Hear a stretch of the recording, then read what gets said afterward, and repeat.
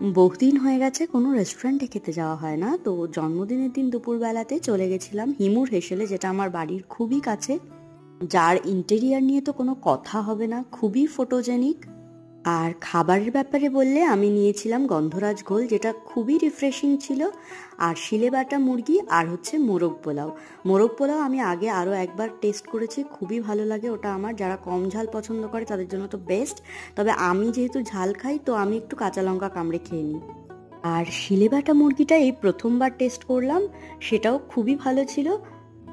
তবে শিলেবাটা মুরগিটা কিন্তু বেশি প্রেফারেবল হচ্ছে সাদা ভাতের সাথে, তবু আমি জবরদস্তি নিয়েছিলাম পোলাওয়ের সাথে। ওরা কিন্তু বলেছিল যে শিলেবাটা মুরগি সাদা ভাতের সাথে খাওয়াটাই বেটার।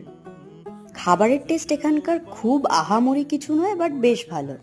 সামনেই তো পহেলা বৈশাখ, পূর্ববঙ্গ পশ্চিমবঙ্গের বাঙালি খাবারের জন্য হিমুর হেসেলে যেতেই পারো। ডিটেইলড অ্যাড্রেস আমি দিয়ে দিচ্ছি ডেসক্রিপশনে।